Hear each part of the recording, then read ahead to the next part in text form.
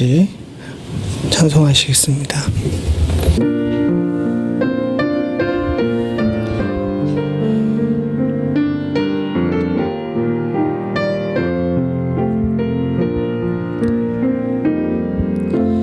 주님 다시 오실 때까지 나는 이 길을 가리라.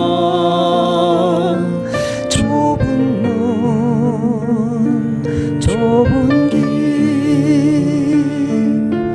나의 십자가 지고 나의 가는 이 길 끝에서 나는 주님을 보리라. 영광의 내 주님 나를 맞아주시리. 주님 다시 오실 때까지 나는 일어나 달려가리라. 주의 영광 온 땅 덮을 때 나는 일어나 노래하리. 내 사모하는 주님 온 세상 구주시러. 내 사모하는 주님 영광의 왕이시라. 주님 다시 오실 때까지 주님 다시 오실 때까지 나는 일어나 달려가리라. 주의 영광 온 땅 덮을 때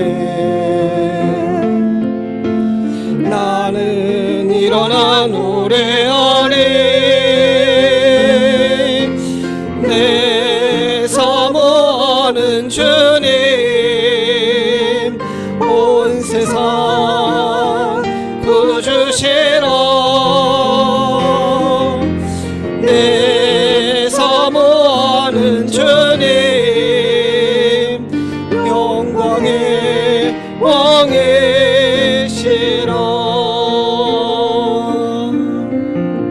우리 함께 기도하겠습니다. 주께서 지금 진정 우리에게 원하시는 것은 주님 앞에 나와 기도하는 것인 줄로 믿습니다. 우리와 우리 교회가 또 온 세상이 하나님 앞에 겸손해 주시기를 위해서 간절히 기도하고, 또한 특별히 오늘 이 예배 가운데 우리가 나왔는데 우리의 마음이 또 우리의 생각이 주님 앞에 온전하여서 하나님께만 영광 돌릴 수 있게 해달라고, 허물 많고 죄악 많았던 일주일을 주님 앞에 고백하고 회개하고 또 주셨던 은혜에 감사할 수 있기를 소원합니다. 같이 기도하시겠습니다. 아버지 하나님, 주님 도와주시옵소서. 주님 주께서 선언합니다. 주님 주께서 하나님 주님을 주께서 주님 주께서 하나님 주님을 하나님 주님을 주께서 선언합니다. 주님 주께서 주옵소서. 하나님 아버지 주님을 주께서 주옵소서.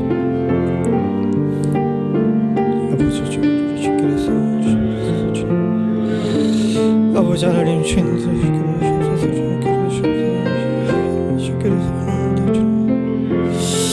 아버지 주여 주옵소서. 하나님 주여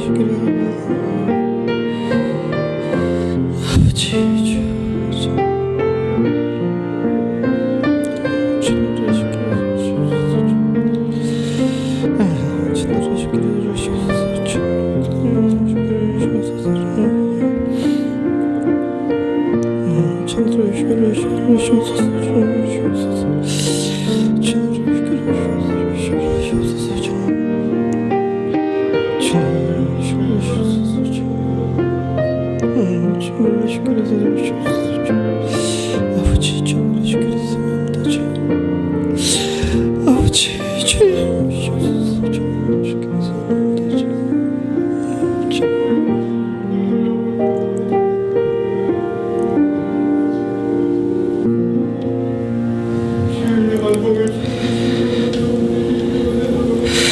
너희 모든 성도들아 여호와를 사랑하라. 여호와께서 성실한 자를 보호하시고 교만히 행하는 자에게 엄중히 갚으시느니라. 강하고 담대하라. 여호와를 바라는 너희들아. 아멘.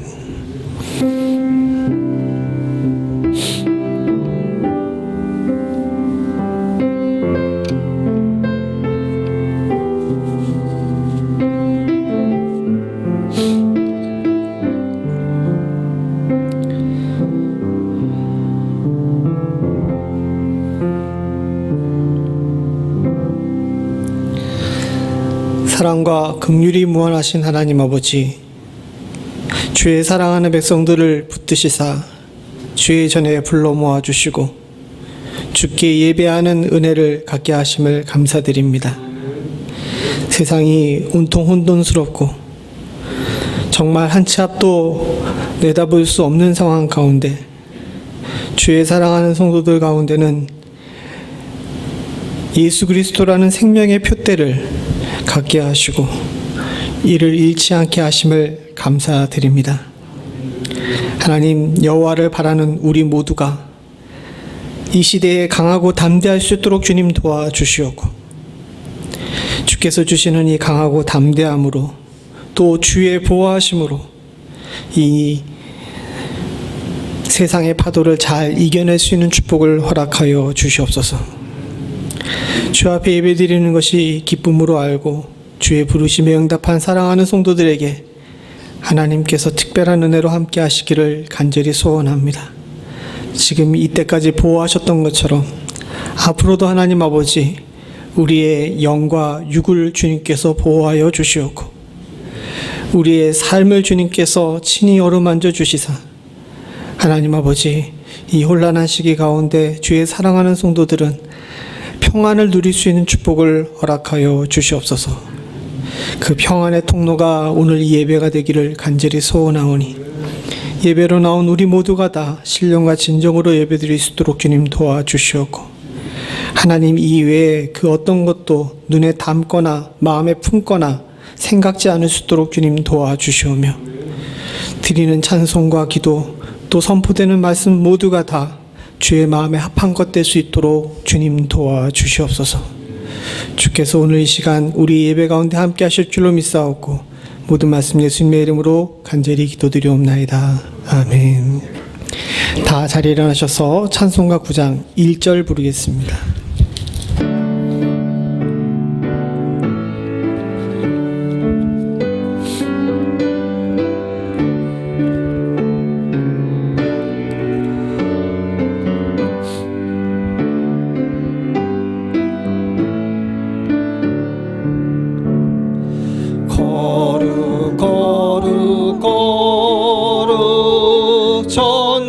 전능하신 주여 이른 아침 우리 주를 찬송합니다.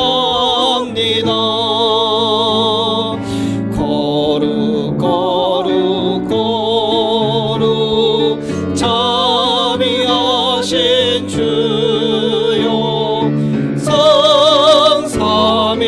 성삼일체 우리 주로다.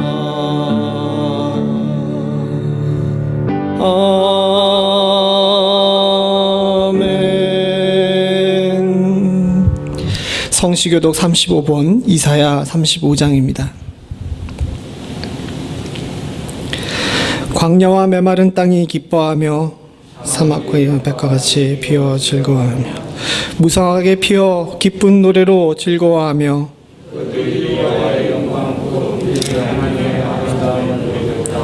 그때 소경의 눈이 밝을 것이며 그때에는 저는 자는 사슴같이 뛸 것이며 벙어리의 혀는 노래하리니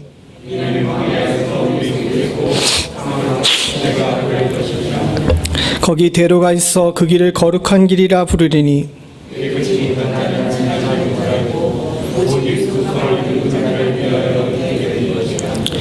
여호와의 속량함을 얻은 자들이 돌아오되 노래하며 시온에 이르러 그 머리 위에 영영한 희락을 띠고 기쁨과 즐거움을 흔들리 아멘. 전능하사 천지를 만드신 하나님 아버지를 내가 믿사오며 그 외아들 우리 주 예수 그리스도를 믿사오니 이는 성령으로 잉태하사 동정녀 마리아에게 나시고 본디오 빌라도에게 고난을 받으사 십자가에 못 박혀 죽으시고 장사한 지 사흘 만에 죽은 자 가운데서 다시 살아나시며 하늘에 오르사 전능하신 하나님 우편에 앉아 계시다가 저리로서 산자와 죽은 자를 심판하러 오시리라. 성령을 믿사오며 거룩한 공회와 성도가 서로 교통하는 것과 죄를 사하여 주시는 것과 몸이 다시 사는 것과 영원히 사는 것을 믿사옵나이다. 아멘. 다 자리에 앉으셔서 찬송가 441장 1절 2절 찬송 부르겠습니다.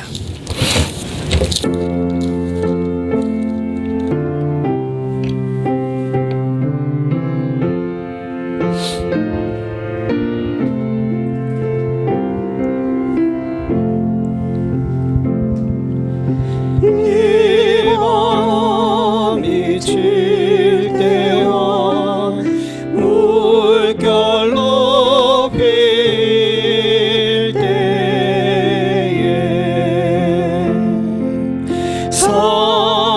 사랑하는 우리 주 나를 품어주소서.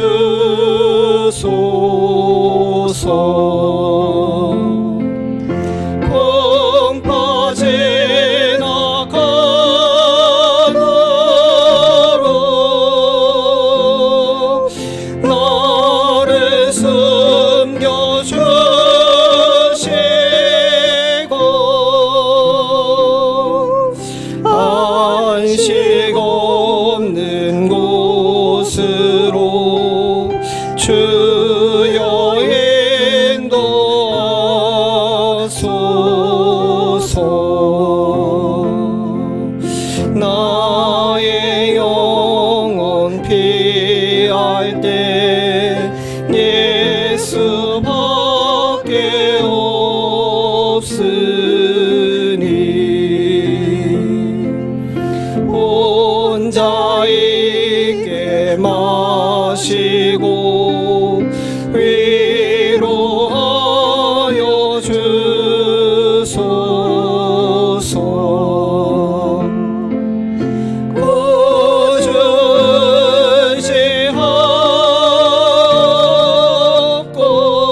꾸준시하고 도와주신 배원에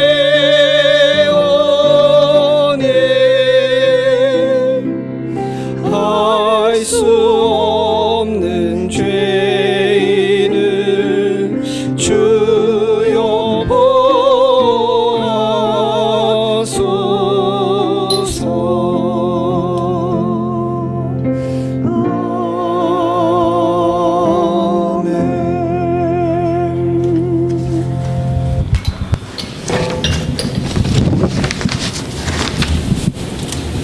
사랑과 은혜가 충만하신 하나님 아버지, 지난 한 주간도 은혜 가운데 거할 수 있도록 지켜주시고 인도하여 주심을 감사드립니다. 험한 광야 같은 생활 속에서도 때를 따라 필요한 것 채워주시며 인내하며 헤쳐나갈 수 있는 힘을 주시고 이 시간 주님 앞에 나와 신령과 진정으로 예배드리게 하심을 감사드립니다. 하나님 아버지께서 만들어주신 이 아름다운 세상이 코로나 바이러스로 인하여 고통 속에 힘들어하고 있습니다. 참으로 연약한 저희들 아무것도 할 수 없어 주의 백성들을 부르짖을 때 응답하시는 주님만을 믿고 겸손히 주님 앞에 엎드려 기도드립니다. 하나님 아버지를 온전히 섬기지 못하고 이기심과 탐욕 속에 내 뜻대로 살아가려 바벨탑을 쌓아온 어리석은 저희들입니다. 그리고 그리스도의 사랑을 세상과 많이 나누지도 못하고 열방을 위하여 기도하지도 못했습니다. 이 시간 회개드리오니 용서하여 주시고 온 땅에서 역병을 멈추어 주시옵소서. 확증자로 고통 가운데 있는 모든 환자들 주님과 함께 하심으로 속히 회복되게 하시고 일선에서 수고하시는 의료진들에게 힘 주시고 보호하여 주시옵소서. 또한 너희가 서로 사랑하면 이로써 모든 사람이 너희가 내 제자인 줄 알리라 하셨으나 저희들 이웃을 섬기고 사랑하지 못하고 내가 주인 되어 주님의 몸된 교회를 어렵게 하고 있습니다. 하나님 아버지, 이 용서받을 수 없는 악한 성령 주님의 십자가 아래 내려놓습니다. 긍휼히 여겨 주시옵소서. 서로 섬기며 세워주고 사랑함으로 날마다 마음을 같이하여 하나님을 찬미하는 작은 천국 같은 연합장로교회 되게 하여 주시옵소서. 하나님 아버지, 저희 조국 대한민국을 위해 많은 믿음의 성도들이 기도하고 있습니다. 교회와 자유 대한민국을 회복시켜 주시고 주님의 뜻 가운데 남북이 하나 되어 주님 나라 확장에 크게 쓰임 받는 자랑스러운 조국 되게 하여 주시옵소서. 육신의 아픔으로 회복 중인 성도들 주님 주신 평안 속에 속히 회복되게 하여 주시어 감사함으로 주님을 간증하는 즐거운 생활을 하게 하여 주시옵소서. 하나님 아버지, 어려운 환경 속에서 사역하고 계시는 선교사님들 주님께서 함께 하여 주셔서 가족과 함께 무엇보다 안전하게 지켜주시고 사역지에서 생활하는 많은 주민들도 병마에서 보호해 주시어 주님을 영접하는 은혜의 날들이 되게 하여 주시옵소서. 오늘 또 다니엘 세우신 목사님을 성령께서 함께 하시어 영육간에 강건하게 하여 주시고 은혜의 말씀을 통하여 더욱 하나님을 경외하는 저희들 되게 하여 주시옵소서. 예배의 시종을 주님께 맡기오며 예수님의 이름으로 기도드리옵나이다. 아멘.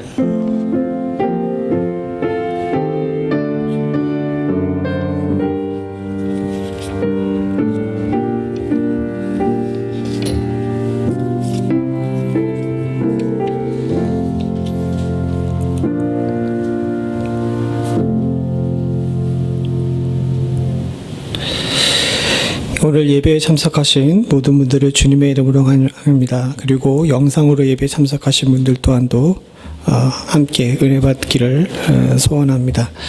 지난주에는 장례 예배 때문에 그 영상이 조금 늦게, 하루 늦게 이렇게 올라가는데요. 늦더라도 예배하는 일에 여러분 동참해 주셔서 영상으로도 하나님께 영광 돌릴 수 있음을 여러분들 기억하시고 빠지지 않고 예배 드리셨으면 좋겠습니다. 코로나 사태로 인해서 정상적이지 않음을 여러분들 다 아시는 줄로 압니다. 예배가 온전하지 못하는 것 하나님께 죄송하지만 또한 이것 또한 우리가 이웃을 향한 지혜인 줄로 압니다.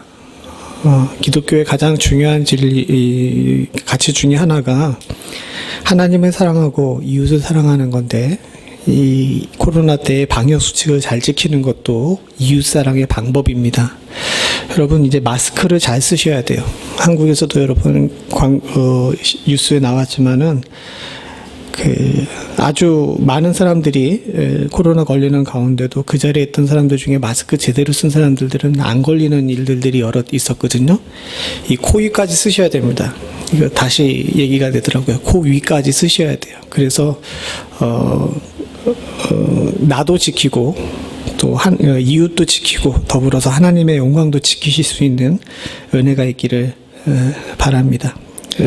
예배 중뿐만 아니라 우리 삶에 있어서도 잘 지켜주셔서 건강하게 주께서 주신 이 귀하고 소중한 육신을 잘 지키실 수 있기를 바랍니다.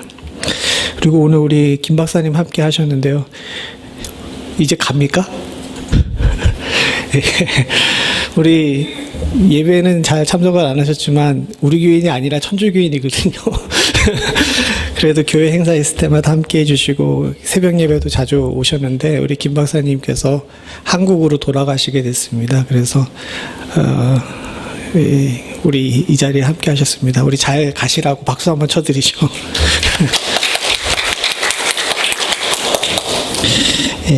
이상입니다. 오늘 점심은 운승호 권사님께서 도너츠 준비하셨습니다. 우리 함께 나누시고 함께 하시지 못하는 분들은 꼭 가져가 주시기를 바랍니다. 이상입니다. 오늘 하나님께서 우리들에게 주신 말씀은 다니엘서 6장 10절에서부터 15절입니다.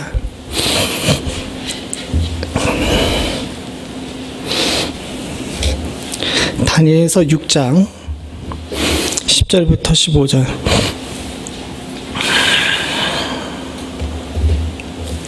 한 절씩 기도하겠습니다. 제가 먼저 10절 봅니다. 다니엘이 이 조서에 어인이 찍힌 것을 알고도 자기 집에 돌아가서는 그 방에 예루살렘으로 향하여 열린 창에서 전에 행하던 대로 무릎을 꿇고 기도하며 하나님께 감사하였더라. 무리들이 모여서 다니엘이 자기 하나님 앞에 간구하는 것을 발견하고 이에 그들이 나아가서 왕의 금령에 대하여 왕께 아뢰되 왕이여 왕이 이미 금령에 어인을 찍어서 이제부터 30일 동안에 누구든지 왕 외에 어느 신에게나 사람에게 구하면 사자굴에 던져 넣기로 하지 아니하셨나이까. 왕이 대답하여 가로되 이 일이 적시라니 메대와 바사에 변개치 아니하는 규례대로 된 것이니라. 그들이 왕 앞에서 대답하여 가로되 왕이여 사로잡혀온 유다 자손 중에 그 다니엘이 왕과 언어이 찍힌 금령을 돌아보지 아니 안식 기도하나이다.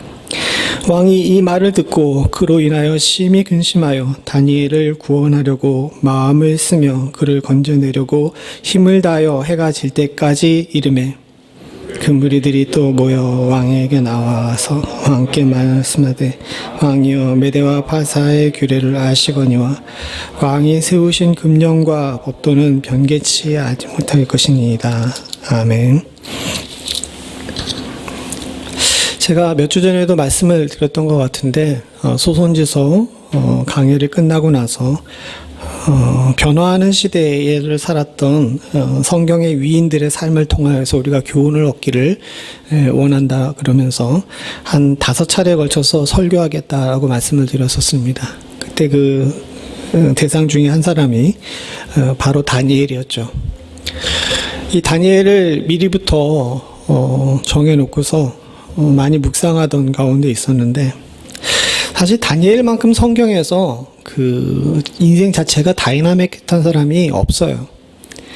우리는 성경의 많은 분량이 엘리야나 모세나 다윗과 같은 사람들에게 부여되어 있기 때문에 이 사람들의 삶에 대해서 잘 알고 있지만 물론 다니엘의 삶도 잘 알고 있습니다. 그렇지만 다니엘이 살았던 그 시대와 그 삶이 얼마나 굴곡이 심했는지 또 얼마나 많은 충격 속에 살았는지에 대해서 잘 공감하지 못하는 경우가 많이 있습니다. 다니엘은 아주 어렸을 때는 유대에서 태어났어요. 그런데 어린 시절에 나라가 반쯤 멸망하는 것을 봤습니다. 그리고 포로로 끌려왔습니다. 그가 포로로 끌려온 이유는 바벨론이 여러 차례 침공하던 가운데 여러 차례 포로로 잡아갔는데 그 중에서 첫 번째 포로로 잡아갈 때 아마 왕족과 고관들 중에서 똑똑하고 잘생긴 애들을 뽑아서 데려갔던 것 같아요. 거기에 뽑혀가지고 다니엘이 잡혀가게 된 겁니다. 부모 형제들과 생이별을 하게 된 겁니다. 자신이 알고 있던 모든 세계가 부정당했고 자신이 알고 있던 모든 것들을 다 놓고 새로운 곳에서 눈칫밥을 먹어가면서 사람들에게 이리저리 치여야 되는 그런 상황 속에 처해지게 된 거죠. 여차여차해서 여러분들이 다 아시는 것처럼 다니엘이 하나님의 은혜 가운데 그 위기들을 잘 넘기고 이제 점점 바벨론의 주류에 편입되게 됩니다. 그리고 왕들에게 인정을 받고 사랑을 받는 아주 그런 귀한 존재가 됐어요. 근데 바벨론 제국이 하루아침에 멸망을 합니다. 성경에는 간단하게 나와 있지만 벨사살 왕이 그 밤에 죽임을 당하고 바벨론이 멸망한 것으로 간단하게 나와 있지만 역사적으로 보게 되면 메데파사 연합군이 바벨론이라는 성 자체가 강을 끼고서 이렇게 서울처럼 생겼는데 이 성문에 있는 수로를 통해 가지고 몰래 들어와 가지고 하룻밤 만에 이 제국을 멸망시키고 대신 그 자리를 차지했어요. 그리고 고대 근동의 법에 따르게 되게 되면 대체적으로 관습에 따르게 되게 되면 이렇게 나라와 국가가 바뀌게 되게 되면 전 왕조에 있던 모든 고관들이나 왕족들은 다 죽임을 당합니다. 그래야 반란이 안 일어나거든요. 더군다나 전쟁을 통해 가지고 제국을 전복시킨 것이 아니었기 때문에 어떻게 보게 되면 쿠데타로 제국이 전복된 거기 때문에 이 원래 원 권력자인 다니엘과 같은 사람이 살아남을 수가 있는 상황이 아니었어요. 그런데 어떻게 된 것인지 이 다니엘이 쿠데타로 인해서 다시 왕조를 세우게 된 메데 파사 제국의 왕에게 아주 귀하게 쓰임을 받습니다. 그리고 그도 다시 관직에 오르게 되는데 그냥 관직이 아니라 3명밖에 없는 총리에 오르게 되죠. 여러분 그냥 여기까지만 얘기하게 되면 그 사람 참 승승장구하네 이렇게 생각할 수 있지만 지금 오늘 이 6장의 상황만을 생각해 보죠. 자기가 평생을 충성하고 있던 제국이 멸망을 당했어요. 사실 그 제국도 다니엘의 마음에는 그렇게 썩 들지 않았을 겁니다. 왜냐하면 자신을 가장 총애하던 왕 느부갓네살은 자신의 민족에게 있어서는 원수거든요. 그가 사는 날 동안에 그렇게 마음이 편한 날이 없었을 거예요. 그런데 어느 날 그 제국이 멸망하고 다시 제국이 섰는데 생판 모르던 이런 제국의 왕이 자기를 높은 자리에, 그냥 높은 자리도 아니고 왕의 버금가는 자리에 올려놓게 됩니다. 거기서 일을 더 잘하니까 그를 세 총리 중에서 가장 높은 총리로 삼으려고 해요. 그렇게 되면 여러분들 상상 속에서 여러분 생각해 보십시오. 기득권에 있는 사람들이 이걸 가만히 용납했을까요? 절대로 용납하지 않았겠죠. 바늘방석이었을 겁니다. 한 번에 휙휙 나라가 멸망하고 왕이 바뀌고 정치 권력이 변화되는 가운데서 이 다니엘은 약점에 약점을 가지고 있던 사람이었어요. 14절에도 여기 나와 있지만 사로잡혀온 유다 자손이라고 이야기하죠. 이 사로잡혀온 유다 자손이라는 여기 이 말 자체에 그 굉장한 멸칭이 담겨져 있는 겁니다. 사로잡혔다는 건 능력이 없다는 거고요. 유다 자손이라는 것은 그 당시 페르시아에 있었던 모든 민족 중에서 인구수도 또 위치도 굉장히 약한 그런 위치였어요. 얼마 전까지만 해도, 아니 지금 현재도 유다 자손들은 바벨론에서 운하를 파고 있던 노예들이었습니다. 즉 한마디로 얘기해서 사로잡혀온 유다 자손이라는 말 자체는 능력이 없고 보잘것없는 노예 민족인 이란 뜻과 동일한 뜻이에요. 이런 출신인 다니엘이 권력의 가장 위에 있는데 편할 리가 없어요. 더군다나 어떻게 보게 되면, 세상적으로 보게 되게 되면 다니엘은 그렇게 그 대인관계에 능숙한 사람이 아니었습니다. 여러분 대인관계에 능숙하려면 어떻게 해야 되죠? 좀 둥글둥글하게 살아야 되는데 오늘 여기 성경 본문에도 나오고 여러분들이 잘 아시는 것처럼 다니엘서를 전체 보게 되게 되면 다니엘은 또 아니면 아니거든요. 이런 사람들은 사회생활 잘 못해요.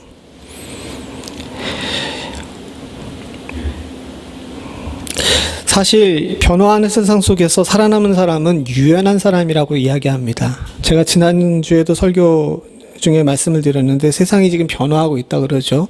이때는 유연하게 대처하는 것이 지혜롭게 대처하는 것일 수 있어요.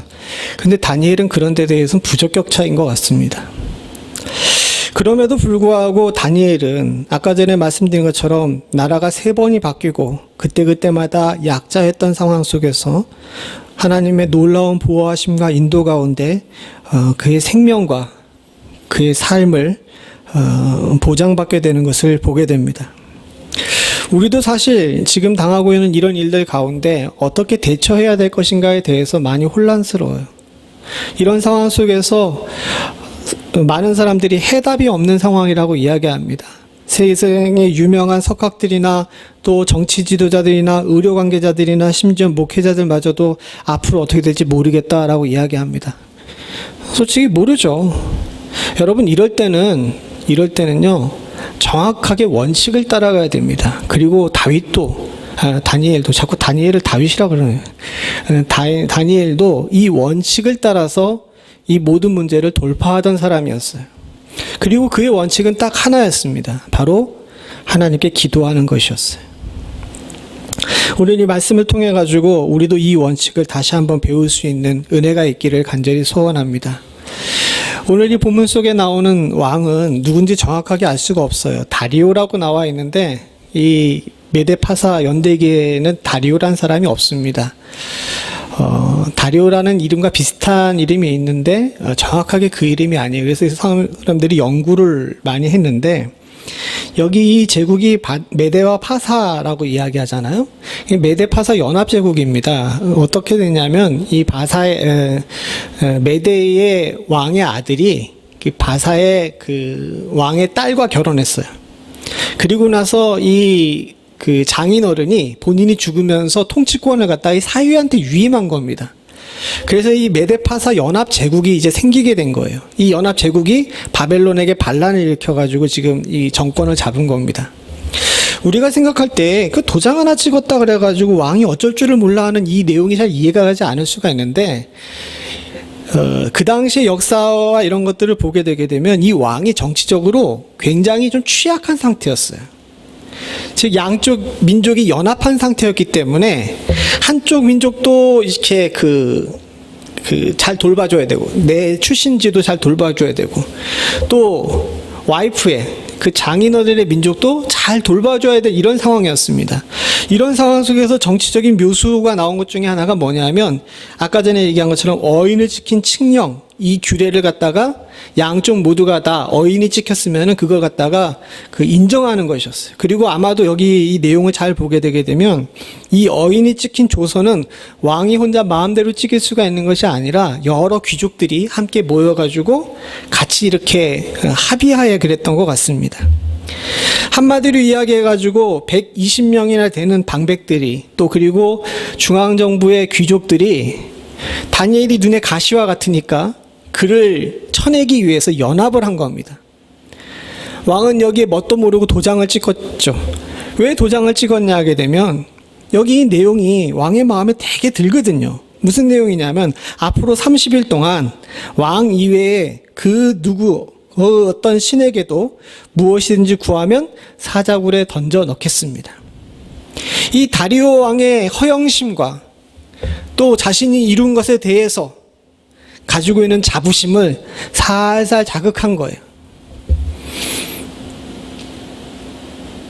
겸손한 왕이고 지혜로운 왕이었다면 여기에 뭔가 함정이 있을 거라는 사실을 알았을 겁니다. 아까 전에 얘기한 것처럼 두 민족이 그렇게 섞이는 상황이 아니었는 상황인데 모든 수령과 방백과 모사와 관원들이 한꺼번에 같이 이렇게 합시다라고 이야기하는 건 뭔가 이상하지 않을까요?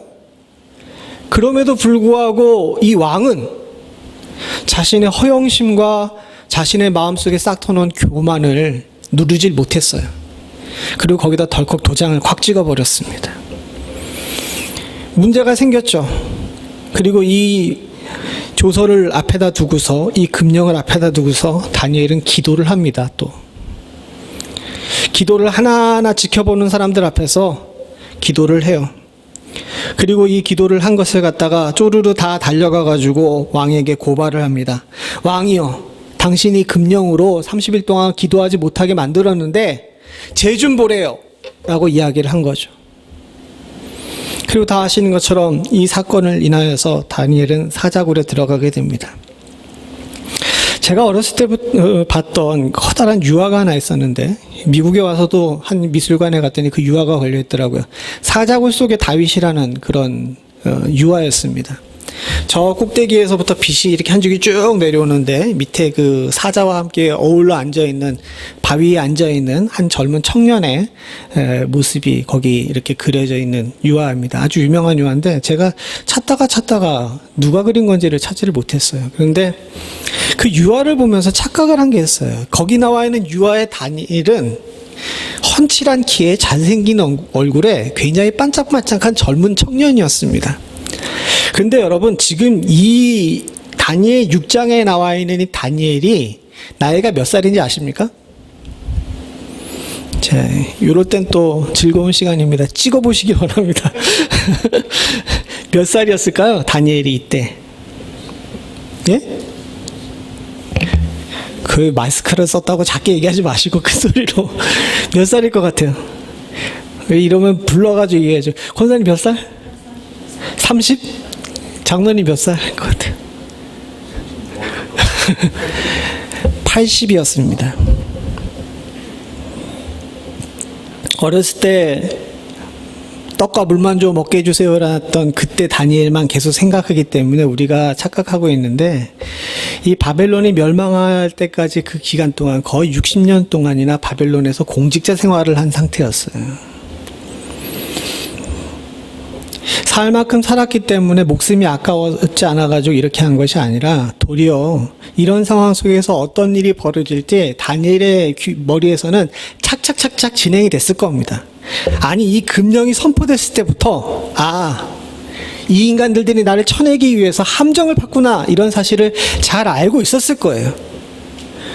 그럼에도 불구하고 다니엘은 80의 노구를 이끌고 기도처에 올라가가지고 예루살렘을 향해 창을 열고 기도합니다.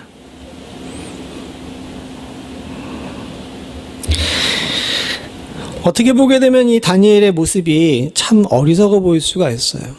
사실 보통 사람들은 이런 일들을 겪게 되게 되면 보이는 반응이 있습니다. 그 반응이 뭐냐 하면 아이고 이런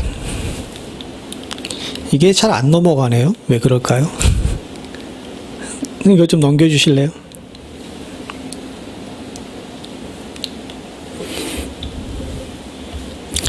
우리 성경에 보게 되게 되면 14절을 함께 보죠. 14절. 14절 이제 넘어가기 시작하네요. 14절을 같이 봅니다. 시작. 왕이 이 말을 듣고 그로 인하여 심히 근심하여 다니엘을 구원하려고 마음을 쓰며 그를 건져내려고 힘을 다하여 해가 질 때까지 이르매. 여기 밑에 있는 건 표준세 번역인데 왕이 고발을 듣고 몹시 괴로워하고 다윗을 구원하려고 마음을 쓰며 해가 질 때까지 온갖 노력을 다하였다. 사실 이 반응이 정상적인 반응입니다. 어떻게 보게도 인간으로서의 반응이 저거죠. 정작 다니엘은 당사자는 그냥 기도하고 멀뚱멀뚱 있는데 이 상황을 보고서 왕이 내가 함정에 빠졌구나 라는 사실을 깨닫고 나서 다니엘을 살리기 위해 가지고 마음을 쓰며 해가 질 때까지 온갖 노력을 다했어요. 이 온갖 노력이 다 뭐였겠습니까? 양쪽의 정치 세력들을 다 불러 모아가지고 이러지 맙시다. 저 사람이 나의 통치에 있어서 꼭 필요한 사람이에요. 또 국내에 있던 기록자들을 다 불러가지고 이 금령을 피해갈 수 있는 방법이 뭘까 이런 것들에 대해서 고민했겠죠. 아마도 이 왕은 다니엘까지 불러서 네가 한번 숙여라 라고까지 얘기했을지도 모릅니다. 여기 온갖 방법이 무엇인지는 정확하게 나와 있지 않지만 할 수 있는 모든 수단을 다 동원했다라는 것이 이렇게 이 단어가 가지고 있는 의미라고 저는 생각해요. 우리는 보통 위기의 순간을 당하거나 이렇게 인생의 전환기를 만나거나 또는 시대의 변환기를 만나게 되게 되면 온 힘을 다해 싸우는 것을 택합니다. 사실 그것이 인간의 본능이에요. 여기 몇몇 분들은 전쟁도 경험해 보셨습니다. 또 한국 사회 자체가 참 그동안 많은 변화를 겪었어요. 이 팬데믹으로 인해서 겪는 변화로 인해서 지금 많이 혼란스럽다 그러는데 여러분 일제에서 해방됐을 때는 이러지 않았을까요? 전쟁이 일어나가지고 공산군들이 몰려왔을 땐 이러지 않았을까요? 4.19 때는 또 어땠을까요? 5.18 때는 어땠을까요? 12.12 때는 어땠을까요? IMF 때는 어땠을까요? 지금 온 세계 사람들이 한국은 이 위기를 잘 넘긴다 그러는데 이유가 있어요. 왜 그런지 아십니까? 뭐 단순히 의료 수준이 높고 뭐 국민성이 좋아서 그런 게 아니라 이미 이와 비슷한 경험들을 우리가 어떻게 했습니까? 우리 여기 장로님들 몇 분 앉아 계시, 우리 연세 많으신 장로님들 앉아 계신데 장로님들은 이런 위기 정도는 벌써 한 4-5차례는 다 겪어보셨잖아요.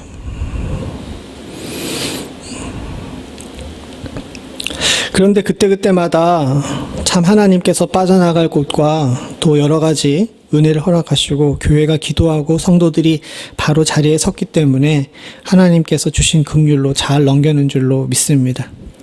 사실 여러분들이 겪어봤던 많은 일들 저는 잘 알지 못하지만 IMF 때는 알아요. 대학을 졸업하고 군대를 갔다 왔는데 군대를 제대하고 딱 사회에 나오는 딱 그 시점에 IMF가 터졌습니다.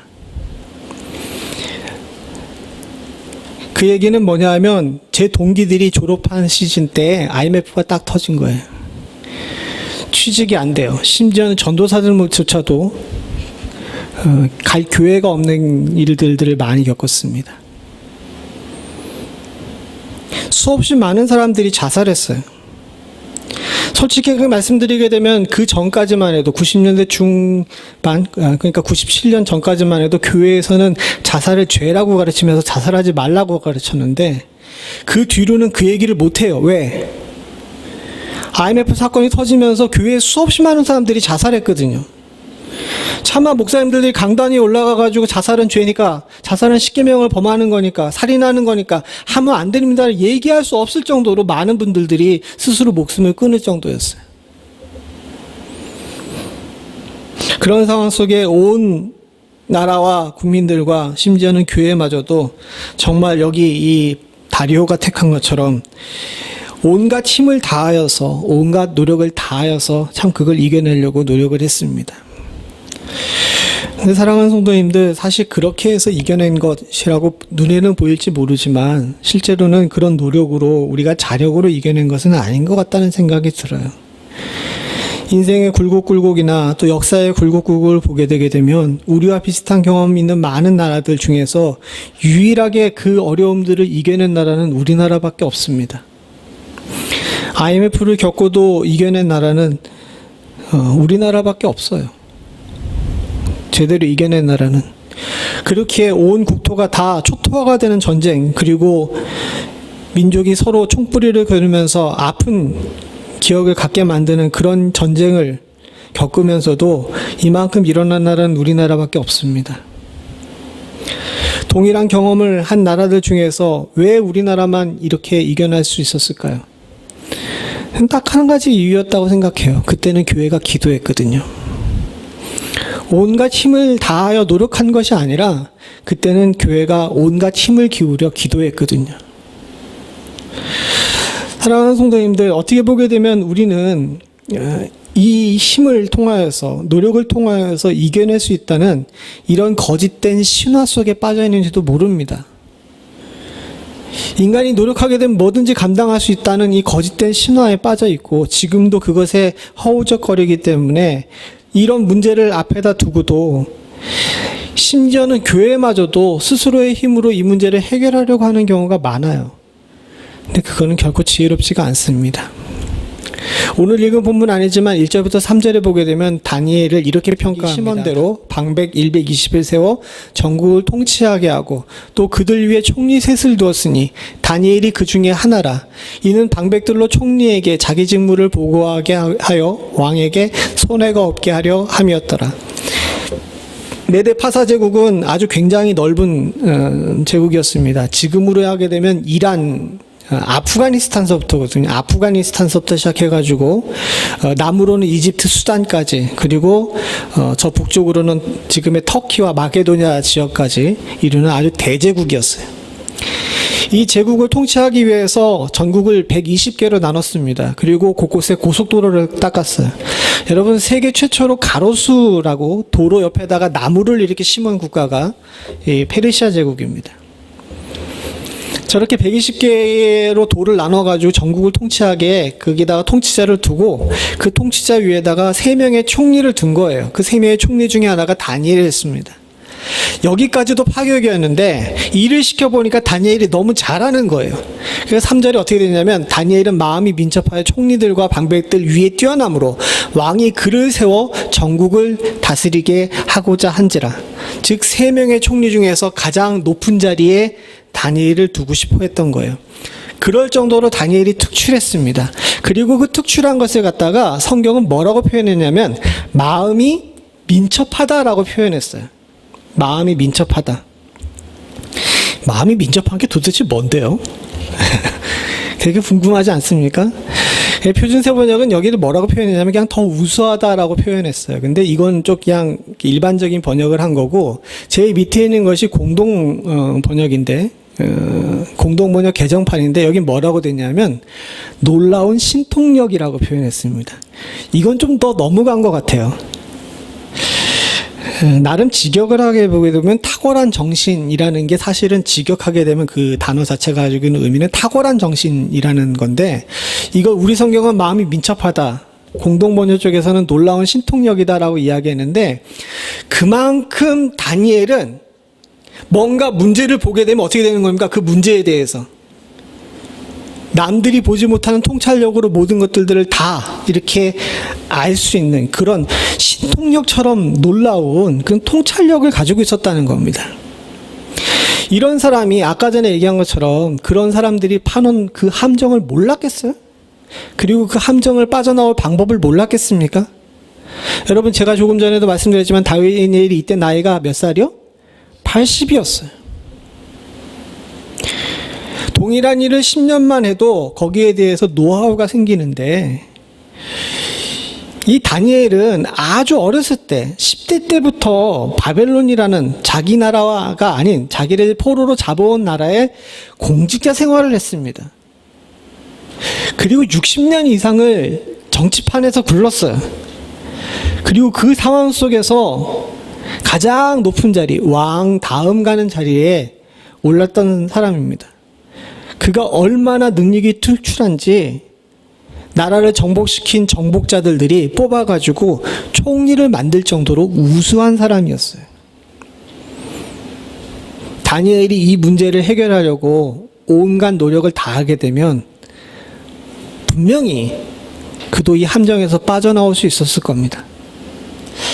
그런데 다니엘 그렇게 하지 않아요. 사랑하는 성도님들, 제가 조금 전에도 살짝 말씀드렸지만 다니엘은 기도했습니다. 근데 그냥 기도한 것이 아닙니다. 같이 읽어보죠. 두 번째 제목으로 잡은 건데 뭐라고 제가 잡았습니까? 기도하며 감사하다라고 이야기해요. 오늘 우리가 읽은 본문의 10절에 나와 있는데요. 다니엘이 조서를 보고 나서 집에 돌아가서 예루살렘을 향해 열린 창문을 열고 기도합니다. 근데 그 밑에를 잘 보죠. 하루 3번씩 무릎을 꿇고 뭐라고 합니까? 같이 읽어보죠. 하루 3번씩 시작. 하루 3번씩 무릎을 꿇고 기도하며 그 하나님께 감사하였더라. 그냥 기도한다라고 끝난 것이 아니라 이 기도의 내용을 딱 박아서 뭐라고 얘기합니까? 하나님께 감사했다 그랬어요. 이게 일반적으로는 이해가 도저히 가지 않는 일이죠. 우린 혼란기나 어려운 상황에 당하게 되거나 또는 억울한 일을 당하게 되게 되면 하나님께 기도하면서 울면서 나한테 왜 그러셨어요? 나한테 왜 그러셨어요? 라고 이 기도하죠. 그리고 빨리 해결해 달라고 조릅니다. 근데 다니엘은 그렇게 하지 않습니다. 꿇고 기도하면서 하나님께 감사해요. 도대체 뭘 감사해야 되는데요? 코로나가 터져가지고 다 마스크 쓰고 다녀야 되는 거? 다 갇혀가지고 꼼짝달싹도 못하는 거? 경제적으로 힘들어가지고 지금 모두 허덕대는 거? 멀리 떨어져 있는 자녀들, 또 친구들, 부모들 얼굴도 못 보고 그들의 건강을 먼 발치해서 걱정만 해야 되는 거? 도대체 뭘 감사해야 되는데요? 그런데 감사해요. 마스크 씌우셔서 말 덜하게 하고 기도하게 하신 은혜에 감사하고, 경제적으로 어렵게 하셔서 더 하나님 바라보게 한 거 감사하고, 내 몸 돌보며 이웃을 돌보면서 내가 그동안 누렸던 것이 얼마나 큰 은혜이고 지금 하나님께서 베풀어 주신 이 귀한 자녀니 얼마나 소중한지를 깨닫게 하신 것, 그거에 감사하고, 멀리 떨어져 있어서 들여다보고 또 직접 교제하지는 못하지만 더 애틋해지지 않으십니까? 더 기도가 간절해지지 않았나요? 내가 그들을 얼마나 사랑했는지, 내가 그들을 위해 그동안 얼마나 기도를 덜 했는지를 깨닫게 되고 더 기도하게 되는 귀하고 복된 은혜에 감사해야 되지 않을까요? 다니엘의 기도는 바로 이런 감사였습니다. 당장 잡혀서 사자굴에 빠질 것 같지만 80년 동안 자신을 돌봐주신 주의 은혜에 감사하고, 나라가 바뀌고 모든 사람들이 다 죽어 넘어가는 가운데서도 생명을 지켜줘서 여기까지 오게 하신 주의 은혜에 감사하고, 또 이런 위기 가운데도 믿음이 흔들리지 않고 매일 하나님께 약속한 대로 하루 3번 엎드려서 기도할 줄 아는 용기와 믿음 허락해 주신 것 감사하고, 이런 상황 속에서도 하나님께서 나를 보호해 주실 것이라는 사실에 대해 감사할 줄 아는 자세, 바로 이것이 다니엘을 다른 사람들과 다르게 또 위기의 순간에 승리자로, 변화하는 세상 속에서 선구자로 만든 방법이 아닌가 합니다. 사랑하는 성도님들, 우리도 지금 좀 바뀌어야 돼요. 주님께서는 지금 마스크를 씌우셔서 우리 보고 기도하라고 이야기하십니다. 사람들과의 관계를 떨어뜨려 놓으셔가지고 더 하나님께 가까워지라고 이야기하고 계세요. 그리고 주님께서 지금 듣고 싶어 하시는 기도는 회개와 감사의 기도인 줄로 믿습니다. 하나님 앞에 주신 바 은혜에 감사하고, 누렸던 것에 감사하고, 앞으로 회복시킬 것에 대해서 감사할 줄 아는 자, 주께서 그에게 놀라운 은혜를 허락하실 줄로 믿습니다. 이틀 전에 아주 유명한 영화배우가 죽었습니다. 체드윅 브라운이라는 사람인데요. 체드윅 브라운이라 그러니까 여러분들 잘 모르시겠죠. 그런데 여러분 혹시 그 블랙팬서라는 영화 아십니까? 그 마블에서 나온 영화인데 왜 흑인 하나가 나와가지고 막 이렇게 하면서 차마 부끄러워가지고 그건 못 외치겠는데 아주 유명한 그 구호를 외치는 그런 사람이었습니다. 그 영화는 애들 영화라 잘 모르겠다라고 생각하실지도 모르지만 그 42라고 아주 전설적인 흑인 메이저리그 선수를 주제로 한 영화의 주인공으로 나왔던 사람입니다. 체드윅 브라운이라는 사람인데 나이가 43살인데 대장암으로 죽었어요. 이틀 전에. 이 사람은 하버드를 나왔습니다. 그리고 극작가로 활동하다가 우연치 않은 기회에 영화배우가 됐고 헐리우드에서 영향력을 많이 끼치는 그런 사람이었고, 또 특별히 흑인 사회에 있어서는 굉장히 리더십이 있었던 그런 사람이었습니다. 똑똑하고 현명하고 굉장히 지혜로웠던 그런 사람이라고 해요. 근데 43세 나이에 대장암으로 죽었습니다. 죽기 전에 자신이 가지고 있던 물질 중에 한 20만 달러인가? 하여튼간 그 정도를 아프리카계 그 어린이 병원에다가 도네이션하고, 그리고 조용히 하늘나라를 갔습니다. 근데 죽기 얼마 전에 이 체드윅 브라운이 조시 게드라는 같이 영화에 출연했던 배우에게 메시지를 하나 보낸 게 있어요. 그 메시지에 뭐라고 쓰였냐면, LA에 이제 비가 그쳤어. 그러니 밖에 나가서 깊이 숨을 들어쉬어. 지금의 공기는 하늘이 LA로 출근하는 차에서 나는 매연으로 인한 연기로부터 3주간 휴가를 얻은 후에 뿜어내는 공기라 너무 신선한 공기이고, 그 비는 천사들의 도시에게 꼭 필요했던 긴 샤워를 내려준 것일 거야. 숨을 들이쉬고 내쉬면서 오늘 우리가 맞는 이 아름다움과 경이로움을 주신 하나님께 감사해야 해. 우리는 햇빛이 됐든 비가 됐든 구름이 됐든 하나님이 창조하신 세상 순간순간을 즐겨야 해. 그리고 내일 비가 또 오더라도 나는 바깥에 비를 놓고 그 비를 잡고 싶어. 대장암으로 인해 가지고 투병하는 상황 속에서 매일매일 삐쩍삐쩍 말라갔습니다. 더군다나 코로나로 상황이 더 심각해졌죠. 지금 우리가 겪고 있는 것보다 저쪽 캘리포니아 LA 쪽은 더 심각합니다. 아파도 병원에 갈 수 있는 상황이 아니에요. 코로나로 인해 갇혀 있는 데다가 올해 LA는 비가 굉장히 많이 내렸습니다. 여름에 사실 그 동네는 비가 잘 안 내리는 동네인데 비가 굉장히 많이 내려가지고 많은 사람들이 더 힘들어했답니다. 그리고 뭐 뉴스에서 나왔지만은 캘리포니아에 마른 벼락이 쳐가지고 이 비가 오는 도중에도 산불이 나가지고 그 연기 때문에 더 고통스러웠죠. 생명이 하나하나씩 손 안에서 흘러내려가는 것을 느끼고 있었을 겁니다. 얼마 남지 않은 시간 친구들과 함께 보내고 싶은데 코로나로 인해 갇혀 있어가지고 너무 답답하고 외로웠을 거예요. 그렇다고 해서 병원을 제대로 갈 수 있는 그런 상황도 아니었죠. 그런데 이런 상황 속에서 꿉꿉하게 비가 내리는 그런 가운데 숨을 들이쉬고 내쉬면서 오늘 우리가 맞은 아름다움과 경이로움을 주신 하나님께 감사할 줄 아는 지혜가 이에겐 있었던 겁니다. 사랑하는 성도님들, 우리들에게도 지금 그런 지혜가 있어야 되지 않을까 하는 생각이 듭니다. 많은 사람들은 위기의 순간에 힘을 다해 싸우는 걸 택합니다.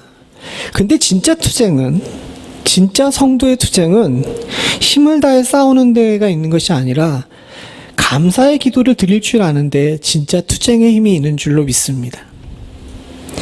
병상에서의 투쟁 가운데, 삶 속에서 투쟁 가운데, 또 인생 가운데 투쟁 가운데, 때로는 옳지 않은 것과 또 옳은 것 사이에 정의로움을 놓고 한 투쟁 가운데, 사랑하는 성도님들, 우리가 택하는 것은 비가 됐던 구름이 됐던 하나님이 창조하신 세상 곳곳에 역사하시는 하나님의 은혜를 바라보면서 감사의 기도를 드리는 것이 가장 효과적인 투쟁인 줄로 믿습니다.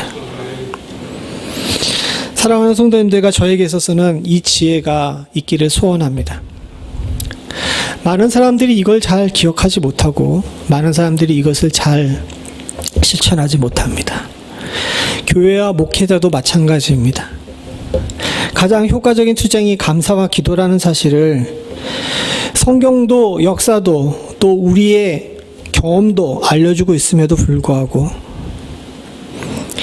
우리는 어리석어서 그런지 모르지만 이 순간에도 힘으로 해결하려고 합니다. 노력으로 해결하려고 합니다. 또 관계로 해결하려고 합니다. 주께서는 이를 바라지 않으시는 줄로 믿습니다. 다니엘이 능력이 없어서 입을 다물었던 것이 아니고 메데 파사 제국의 다리오 왕이 노력이 부족해서 다니엘이 사자굴에 들어갈 수 있었던 것은 아닙니다. 비록 우리가 사자굴로 스스로 들어간다 할지라도 다니엘이 후에 고백한 것처럼 주의 사자가 입을 막아 사자로부터 안전케 되는 역사가 감사하는 성도들 가운데는 분명히 있을 줄로 믿습니다. 지금 우리는 그것을 바라보고 소원해야 될 때인 줄로 압니다. 아까 전에 장로님께서도 기도했지만 우리의 능력과 힘으로는 감당할 수 있는 상황이 아니에요. 이런 상황 속에서 저와 여러분들이 해야 될 것은 주님 앞에 감사의 기도, 다니엘이 했던 것처럼 예루살렘을 향한 창문을 열고 주 앞에 감사의 기도를 하는 것, 바로 거기에 우리의 능력과 힘이 있는 줄로 믿습니다. 다리오 왕은 사자굴 속에서 하룻밤을 지낸 다니엘을 향해 이렇게 얘기합니다. 사시는 하나님의 종 다니엘아, 너의 항상 섬기는 내 하나님이 사자에게서 너를 구원하시기에 능하셨느냐. 사랑하는 성도님들, 이 다리오 왕은 하나님을 모르는 사람이고 하나님을 섬기는 사람도 아닙니다. 그러나 그 다니엘이 감사의 기도로 삶을 이 요동치는 가운데 흔들리지 않았기에 그의 입에서 사시는 하나님이라는 이야기가 나오고요. 그의 입에서 섬기는 하나님이 사자를 보내 너를 보호했냐라고 이야기하면서 사실 믿음의 고백이나 다름없는 고백을 할 수 있게 만들었습니다. 세상이 지금 교회가 살아있냐고 물어봅니다. 과연 교회가 정상이냐고 물어봅니다. 이때 우리가 해줄 수 있는 대답은 사랑하는 성도님들, 감사의 기도로 원칙을 지키고 자기 자리를 지키는 것인 줄로 믿습니다. 그래야 믿지 않는 자들이, 또 주를 대적하던 자들이, 하나님을 알지 못하던 자들이 사실은 하나님을 찬송할 수 있게 될 줄로 믿습니다. 저와 여러분들에게 이런 귀하고 복된 은혜가 있어 오늘 이 예배 이후로는 저와 여러분들의 입에서 하나님께 감사하는 기도가 나올 수 있기를 소원합니다. 제디 브라운이 훌륭한 신앙인이었는지 아닌지는 모릅니다. 그러나 그가 마지막 가면서 모든 순간에 어떤 상황에서도 이 아름다움과 경이로움을 주신 하나님께 감사해야 돼 라고 이야기하며 친구에게 부탁했던 그 부탁이 다른 사람을 향한 부탁이 아니라 저를 향한 부탁인 것 같습니다. 저와 여러분들에게도 하나님께서 지금 동일하게 말씀하고 계시는 줄로 믿습니다. 같이 기도하시겠습니다. 하나님 아버지, 주의 은혜 가운데 지금까지 살았는데 우리는 감사도 할 줄 몰랐고 그동안 주의 은혜 앞에 온전하지 못했음을, 회개할 줄도 몰랐음을 주께 고백합니다. 어떻게 보게 되면 또 한 번 이 인생의 굴곡을 주셔서 우리로 하나님께 감사하는 법을, 기도하는 법을 다시 가르쳐주고 계시지 않나. 주님, 저희들 다시 한번 돌아보게 됩니다. 위기의 순간에 온갖 노력을 취하는 것이 아니라 조용히 엎드려 감사의 기도를 드릴 줄 아는 신앙인을 주님께서 지금 찾고 계시는 줄로 믿습니다. 하나님 아버지, 우리의 삶 속에서 하나님이 얼마만큼의 자리를 차지하고 있어 계셨는지, 또 나는 얼마나 주께 감사하며 살았는지, 나는 내리는 비도, 피어오르는 연기도, 또 구름도, 삶을 갉아먹는 질병도 얼마나 감사했는지 하나님 스스로를 돌아볼 수 있는 저희들 될 수 있게 하여 주시옵고, 위기의 순간에, 그 수없이 많은 순간에도 이 기도 하나로 뚫고 나온 다니엘의 모습을 닮아갈 수 있는 축복을 저희들 가운데 허락하여 주시옵소서. 하나님, 지금도 우리에게 이와 같은 지혜로 주 앞에 나가기를 소원하시는 주님의 귀하고 복된 은혜가 있는 줄로 믿습니다. 이 은혜에 응답할 수 있게 하여 주시사 하나님, 어리석게 행하지 않을 수 있도록 주님 도와주시옵고, 다니엘처럼 사자굴에서조차도 승리할 수 있는 귀하고 복된 은혜를 저희 가운데 허락하여 주시옵소서. 지금 세상이 교회에게 묻습니다. 너희가 믿는 하나님은 누구냐? 아버지 하나님, 지금 이젠 교회와 성도가 대답하여야 될 때인 줄로 믿습니다. 지혜롭게 대답할 수 있도록 주님 도와주시사 지역사회에 주의 교회가, 또 우리의 가정에 주의 사랑하는 성도들이 바른 대답 내놓을 수 있는 축복을 허락하여 주시옵소서. 모든 말씀 예수님의 이름으로 간절히 기도드리옵나이다. 아멘. 우리 다 같이 일어나셔서 찬송가 500장 1절 2절 찬송 부르시며 준비하신 예물 하나님께 드리겠습니다.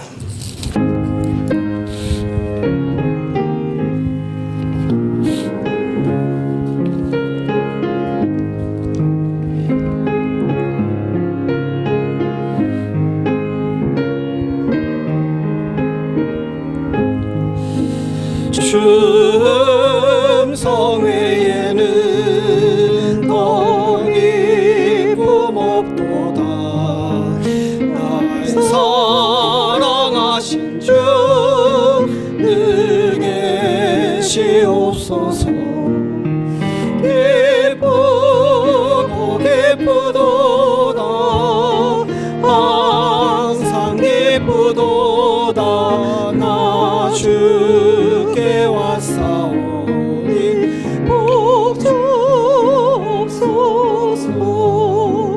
나 주께 왔으니 복 주시옵소서.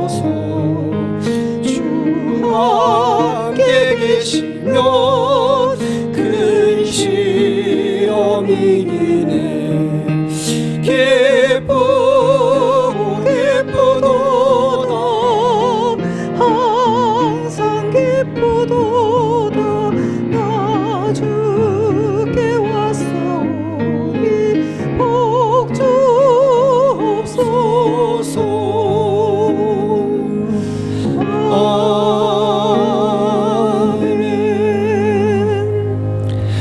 하나님 아버지, 주의 사랑하는 성도들이 주님 앞에 나오면서 물질의 기도를 드립니다. 이 물질의 기도는 그저 단순한 세상의 사람들이 만든 돈 몇 푼이 아니라 하나님께서 나의 삶의 주인임을 고백하는 믿음의 고백임을 주께서 아시는 줄로 믿습니다. 내게 있는 모든 것들이 주님께로부터 왔고 또 주께서 나를 먹이시고 입히심을 주님 앞에 고백하고 있사오니 아버지, 하나님 이 귀한 고백을 받으시고 이 믿음의 기도에 응답하셔서 사랑하는 성도들에게 공중나는 새와 드레핀 백합화를 먹이시고 입히시는 것 이상으로 주님 돌봐주시는 은혜를 허락하여 주시옵소서. 어려운 시기를 살고 있으나 부족함이 없게 하시고 하나님 아픔 중에 있으나 치료케 하시며 외롭고 괴로운 중에 있으나 위로 임하기를 간절히 소원하오니 믿음으로 주님 앞에 나아가 도움을 구하며 주께서 나의 피난처와 날개 그늘이 되시기를 원하는 모든 자들에게 주님께서 외면치 아니하시고 응답하시는 은혜를 허락하여 주시옵소서. 이 물질이 쓰이는 곳에 주의 영광 나타나기를 소원합니다. 주의 교회를 지키시며 하나님 선교사들에게 은혜 허락하시고 하나님의 물질이 주의 영광과 주의 복음의 증거를 위해 온전히 사용될 수 있는 축복을 허락하여 주시며 하나님 물질로 인해 시험에 드는 자들이나 하나님 죄악을 범하는 자들 없을 수 있도록 주님 도와주시옵소서. 지금은 우리 주 예수 그리스도의 은혜와 아버지 하나님 무한하신 사랑과 성령님의 감동감화 교통하시는 역사가 위기의 순간에 감사의 기도할 줄 아는 다니엘과 같은 믿음을 소유하기를 소원하는 주의 사랑하는 백성들과 이들의 가정과 생업과 부모와 형제와 자녀 위에 그리고 교회 위에 지금부터 영원토록 함께 하시기를 간절히 축원하옵나이다. 아멘.